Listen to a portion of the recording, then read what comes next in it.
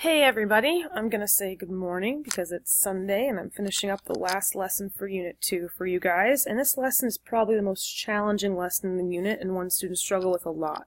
So pay really close attention as we're talking and write down any questions you have on your notes when you come to class. You can ask a teacher when you get here.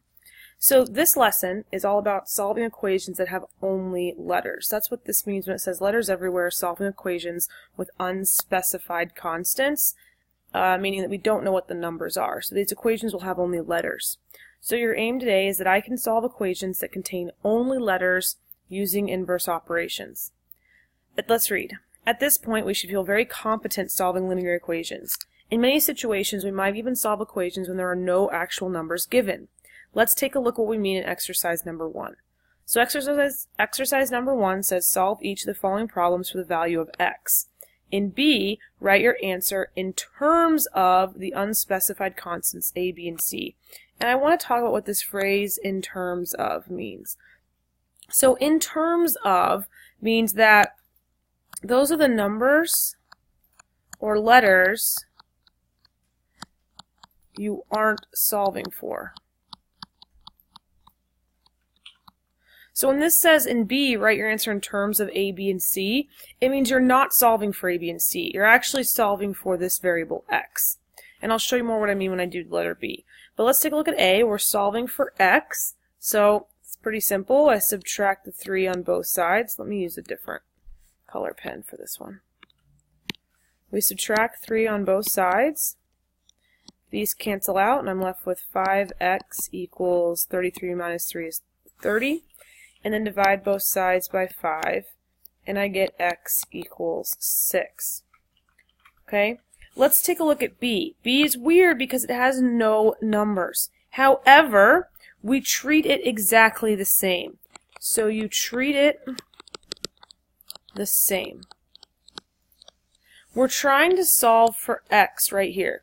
So we're trying to get x alone. What's happening to x? So first x was multiplied by a, and then b was added.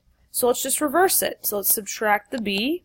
Just like over here we did the minus 3 on both sides, well, we're doing subtract b on both sides. Okay? So the b minus b, anything minus itself is always 0, so they cancel out. I'm left with a times x on the left. And now what is this c minus b? We can't combine them. We don't know what c is, we don't know what b is, so we're just going to rewrite it as c minus b. Okay? I know it's kind of weird because you want to try and get a real number, but these don't have numbers, just letters. And then how do we undo this a times x? What do we do over here? We divided both sides by 5, so let's divide both sides by this time a. Okay, the a's cancel out just like the 5's cancel out on the left. It's the same idea. And I'm left with x equals, none of these things will combine. When you work with letters, they won't combine, so you just leave it as c minus b over a. And that's your final answer. You've solved for x. And in terms of, notice the numbers and letters you aren't solving for, in terms of a, b, and c. Is that what we have over here, a, b, and c? Yes. So we've done it correctly. Okay? Let's take a look at some more and get some more practice with this concept. The rules for solving linear equations and all equations don't depend on whether the constants in the problem are specified or not. Meaning it doesn't matter if the constant is actually a number.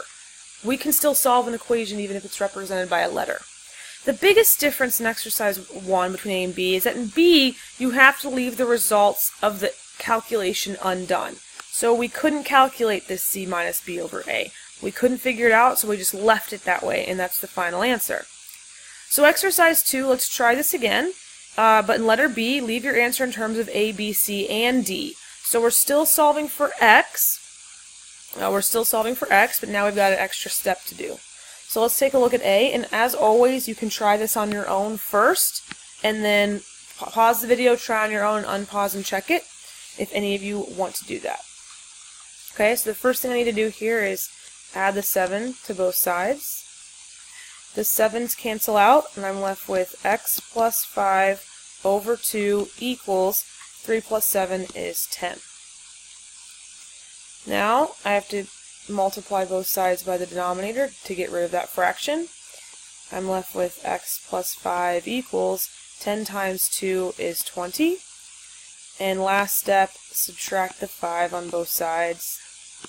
And I'm left with x equals 15. So this is a 3-step equation. Notice that b is set up the exact same way, except we have letters instead of numbers. So we're going to solve it the exact same way. The first thing I did over here was I added that 7. So the first thing I'm going to do here, instead of add 7, I'm going to add c. The c's are going to cancel out, and I have x plus a over b equals, now d plus c can't combine, we can't do that calculation, so it's just going to stay d plus c.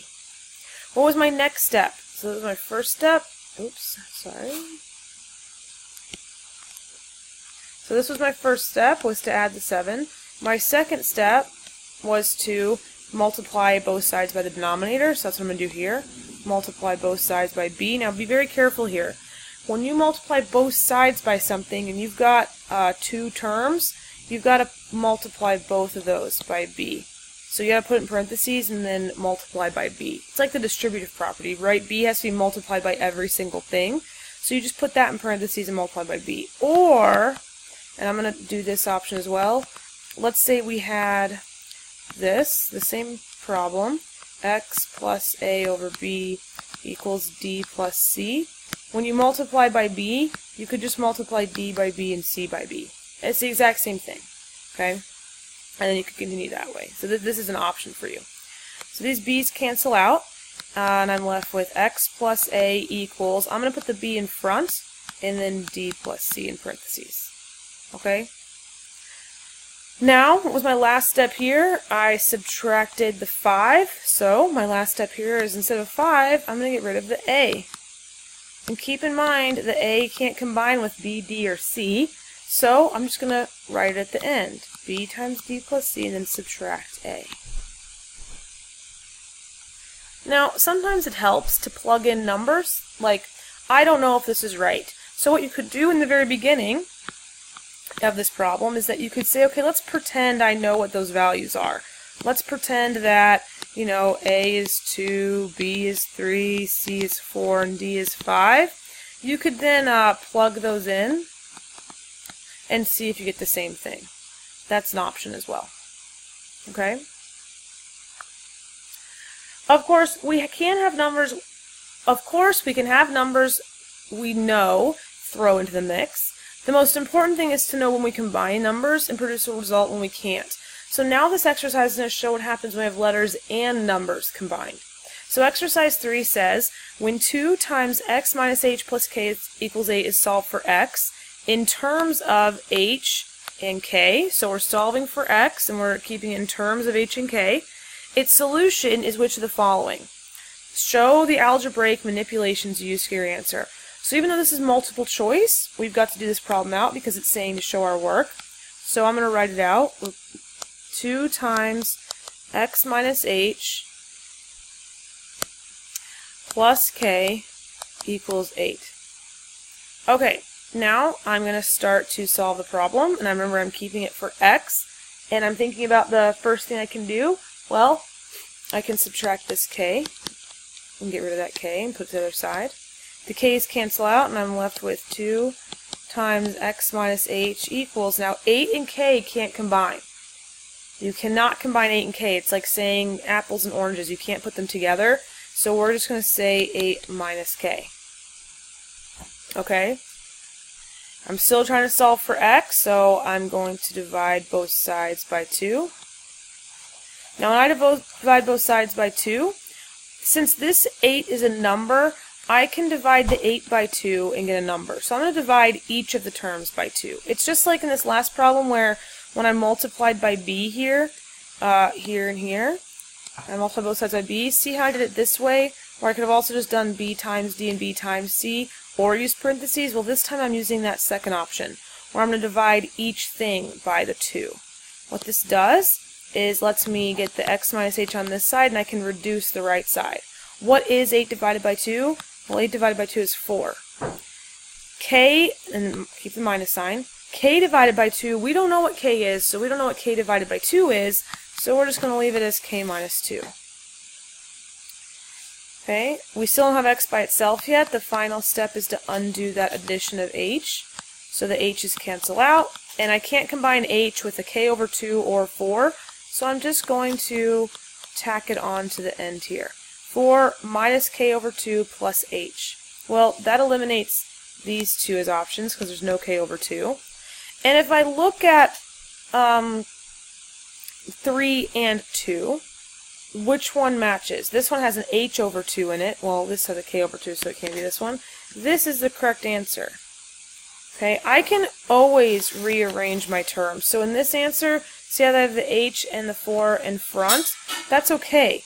They just took the h and they put it in front, so they moved the h in the front, and then they had the 4, and then subtracted the k minus 2. They just rearranged the terms. Remember, we can do this because of the cumulative property, right? Terms can be put in any order as long as addition and subtraction. Well, this is all addition and subtraction, so we can change the order however we want to. And for multiple choice questions, it's important that you are able to do that, because notice that the answer choice here, 4 minus k over 2, wasn't an answer choice. So we had to rearrange it to get the right multiple choice question to pop up, and that will happen on the Regents, so we have to be flexible in how we arrange our terms. Okay, exercise 4. So many times this technique is used when we want to rearrange a formula. A formula is anything that has a specific rule, like an equation for a rule, such as area has a formula, length times width, perimeter has a formula, the volume of a cone has a formula. Lots of these things have formulas where you just plug in the measurements and you get what you need. So how does this look when we are rearranging equations? So exercise 4 says, for a rectangle, the perimeter P can be found if two dimensions of length L and width W are known. So first of all, we have to remember what perimeter is. And sometimes we get perimeter and area confused. So perimeter is adding up all the sides. That's perimeter of any shape. You add up all the sides and you get the perimeter. So let's look at part A. If a rectangle has a length of 12 inches and a width, a length of 12 inches and a width of 5 inches, what is the value of the perimeter? Include units. So I know the rectangle has 12 inches, so what I like to do first when I see a problem like this, I like to write everything on the picture. So the length is 12, so I have 12 here, and then of course I have to have 12 on the other side because the lengths are equal. And then a width of 5, so this is 5 and this is 5. What is the value of the perimeter? Well, the perimeter must equal 12 plus 5 plus 12 plus 5. When I put this in my calculator, I'm going to get 24 plus 30, and my perimeter is 54 inches. Because remember, the question said include units, so I have to put my units down. Okay? So that answers question letter A. And my pen is doing that weird thing again where it starts selecting instead of writing, which I don't know how to turn that off. So 54 inches is my perimeter of this shape. Letter B says, write a formula for perimeter in terms of L and W. Now here's where this kind of gets interesting. So they don't want you to use any numbers to write a formula. So they want me to say, well, perimeter equals, what did I do here? I had 12 plus 5 plus 12 plus 5. Well, what letter did 12 stand for? It stood for L. What letter did 5 stand for? Well, it was the width. 12 again was L, and 5 was the width. So I've started a formula, but I know from my rules of algebra that I can combine like terms here. What would L plus L be? Well, that'd be 2 L's. What would W and W be? 2W. So here I have a nice formula for perimeter. Perimeter is 2 times the length and 2 of the widths. That's true for everything. So now part C says, rearrange this formula so that it solves for the length L. So now what they want me to do is figure out this formula in terms of L. So I'm going to rewrite my formula. P equals 2L plus 2W, and I'm going to start solving for L. So I'm going to undo everything around it. I'm going to undo this addition by subtracting 2W on both sides. The 2W's cancel out, and I'm left with P. Remember, I can't combine these things. They're different, so I just rewrite it as P minus 2W equals 2L. And one last step to undo this multiplication. I have to divide everything by 2. So the 2's cancel out, and I have p over 2 minus, now what's 2 divided by 2? 2 divided by 2 is 1, so it's like basically saying we have just the w. They like basically cancel out, and I'm left with just minus w equals L. Okay? So I'm going to rewrite this nice up here and start with L then equals p over 2 minus w. Yes, this is tricky, and yes, you might need my help in class to clarify some questions, because it's different than things you've done before. So if you're following along and you're still feeling a little lost, remember you have me or Ms. Sam or Ms. Vasquez to get help from in class if this is still a concept you're struggling with. But just bear with me right now. I'm just rewriting this equation and switching the sides so I can see L equals. The second half of this question says determine the value of L when P is 20 and W is 4. Well, if P is 20 and W is 4, let's plug those things into my new equation that I've written. So I have my equation, L equals, instead of P, what am I going to write? Well, I'm going to write 20 divided by 2 minus, what's W? It's 4. Now I can easily solve for L. So L, oops, let me get my right color. L is going to equal 20 divided by 2 is 10. Carry down the 4, so my length is 6.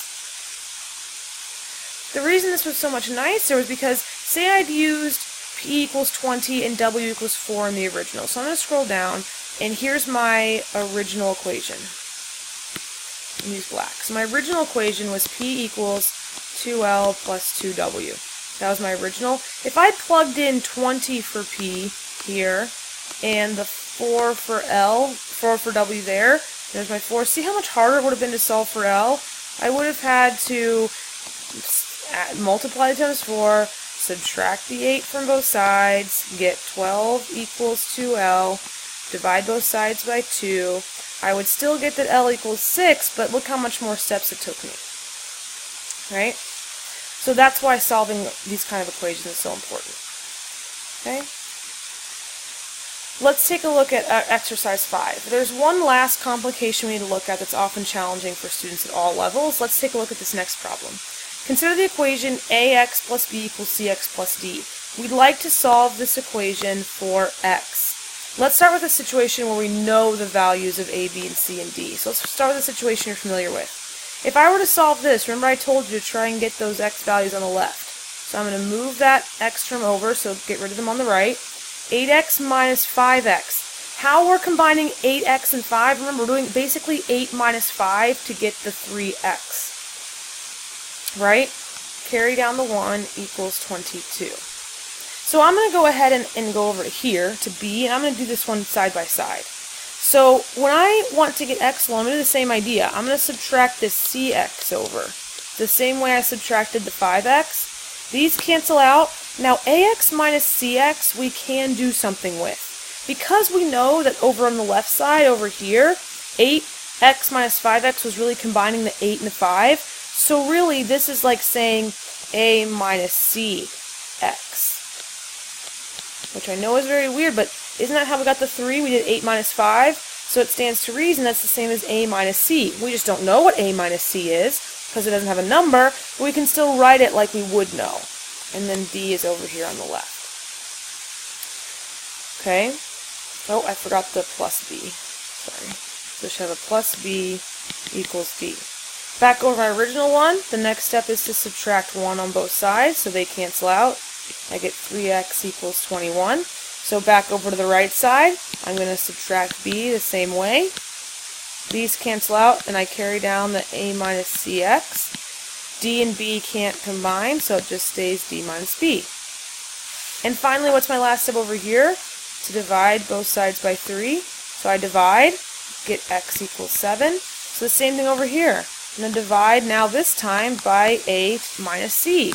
That a minus c, they cancel out, and I have that as my final answer. So notice, I did the exact same steps I did with the problem with the numbers, only this time I didn't have numbers to do it with, but the steps were exactly the same. The tricky part that you might struggle on is getting this written. Putting that in parentheses and understanding it's the same idea as that 8 minus 5 giving you 3. A minus C would give you A minus C. Okay? Alright, finally, the last question of this lesson. Which of the following solves the equation ax minus k equals 3 times x plus h for x, so we're solving for x, and we want it in terms of a, k, and h. So let's do the manipulations. So I have ax minus k equals 3 times x plus h. Alright, the first thing I think we should do here is distribute this 3 because there's an x inside of here and we have to get rid of that. So I'm going to distribute ax minus k. 3 times x is 3x, and 3 times h is 3h. Okay, now I'm going to, remember, like we did last time, I'm going to always try and get those x's on the left side. So I'm going to subtract 3x from both sides. The 3x's cancel out, and remember like last time, what did we do with this a and this 3? We put them in parentheses. So I've got this a and this negative 3 that can combine, so I'm going to say that that's like a minus 3 x. Now, carry down the k, and on the right hand side is 3h. Okay? Now I'm going to add k to both sides, trying to get that x term alone. I'm left with a minus 3 times x equals, well 3h and k can't combine, so we just write out 3h plus k. Honestly, sometimes these kind of equations feel easier because most of the time the things can't combine, so you just end up rewriting it. So maybe that might, you think of it might easier that way. The last step, get rid of this a minus 3 by dividing it. That cancels out, and I'm left with a minus 3 on the bottom. In that answer, I'm going to rewrite 3. I don't know why my pen does that. 3h plus k over a minus 3. And does that answer any choice on the answer choices? Yep, it's answer choice number 1. Okay?